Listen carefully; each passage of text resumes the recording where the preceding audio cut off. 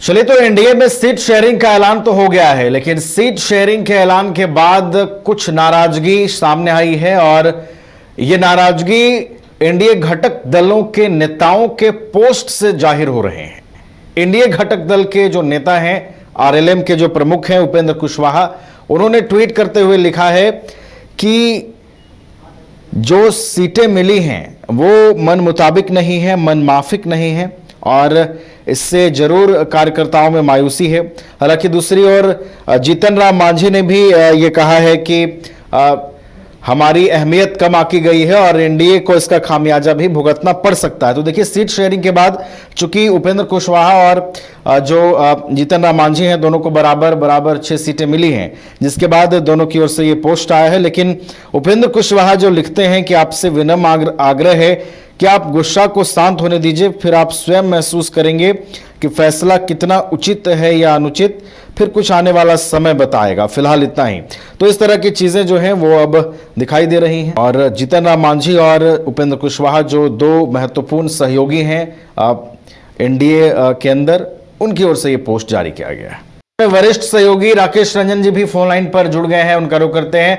रंजन जी, देखिए, एनडीए में seat sharing का ऐलान तो हो गया है, लेकिन अब एनडीए घटक दल के कुछ नेता हैं, उनकी ओर से जो पोस्ट आ रहे हैं रंजन जी, वो ये बताते हैं कि अंदर से एक टीस रही है मन में और वो पोस्ट से वो चीजें स्पष्ट हो रही हैं। चाहे वो जीतन राम मांझी हो, जिन्होंने कहा है कि हमारी अहमियत कम आकी गई है, और अब उपेंद्र कुशवाहा पोस्ट करके लिखते हैं कि जरूर मायूसी है, आप गुस्सा शांत होने दीजिए। क्या संकेत है और किस तरीके से जो है एनडीए इन तमाम चीजों के बाद चुनाव में अब इंटैक्ट रह पाएगा? देखिए, जब सीट शेयरिंग की बात चल रही होती है तो जितने भी घटक दल होते हैं, सबकी ये कोशिश होती है कि उन्हें ज्यादा से ज्यादा सीटें मिले, लेकिन किसी भी गठबंधन में ये संभव नहीं होता। और यहाँ पर भी जो एनडीए में सीट शेयरिंग हुई है, तो अगर आप देखें तो जेडीयू जितनी सीटें चाहता था उसे नहीं मिला, बीजेपी जितनी सीटें चाहती थी उसे नहीं मिली होंगी। ठीक उसी तरह से एलजेपीआर की डिमांड जो है वो 38-40 सीटों की थी, उन्हें नहीं मिली। उपेंद्र कुशवाहा और जीतन राम मांझी को तो 6-6 सीटें मिली हैं। तो नेचुरली ये एक चीज तो होती है कि आप जितनी सोचते हैं उतनी जब आपको नहीं मिलती है तो एक आप कह सकते हैं वो टीस तो रहती है। लेकिन एक और बात भी होता है कि जब आप प्रैक्टिकल अप्रोच अपनाते हैं और जब एक बार सीट शेयरिंग हो जाती है तो और कुछ बचता नहीं। लेकिन अगर आप ये भी देखें जो ये पोस्ट आ रहे हैं, दरअसल जीतने की अपेक्षा उपेंद्र कुशवाहा को थी, उतनी सीटें नहीं मिली। अब आपको अपने समर्थकों को एड्रेस करना है, क्योंकि जब चुनाव में आप जाते हैं तो जो आपके कार्यकर्ता होते हैं, समर्थक होते हैं, वही जो है आपके लिए एक्टिव होते हैं और कार्य करते हुए दिखते हैं। तो नेचुरली उपेंद्र कुशवाहा का जो पोस्ट आया हुआ है, अगर आप उसे देखें तो आपको ये दिखेगा कि उन्होंने इस बात को कहा है कि मेरी एवं पार्टी की विवशता है और सीमा को आप बखूबी समझ रहे होंगे। कहने का मतलब कि उन्हें ये पता है कि जो लिमिटेशन है उसके अंतर्गत ही उनको सीटें जो है वो मिली हैं। तो अपने कार्यकर्ताओं तक वो ये बात पहुंचा रहे हैं कि तमाम कोशिश उन्होंने की, लेकिन जितनी सीटें चाहते थे वो नहीं मिले। जीतन राम मांझी की भी बातों में वो दिखता है, लेकिन फिर जीतन राम मांझी जो है ये पोस्ट भी आपको करते हुए दिखते हैं कि वो हमेशा प्रधानमंत्री मोदी के साथ रहेंगे। अगर आप उनके पोस्ट को देखिए कि एक बात बता दूं, मैंने पहले भी कहा था, आज फिर से कह रहा हूं, मैं जीतन राम मांझी अपनी अंतिम सांस तक माननीय प्रधानमंत्री जी के साथ रहूंगा। बिहार में बहार होगी, नीतीश संग मोदी जी की सरकार होगी।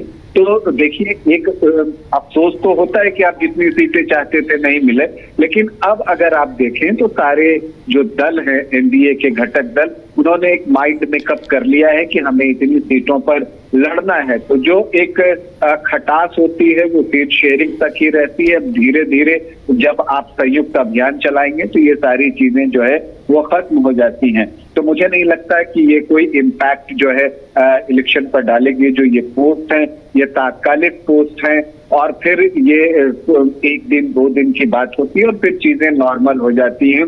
हर चुनाव में यही होता है और यही हम देखते चले आ रहे हैं जब से गठबंधन की राजनीति चल रही है। हर चुनाव में ये हमें देखने को मिलता है।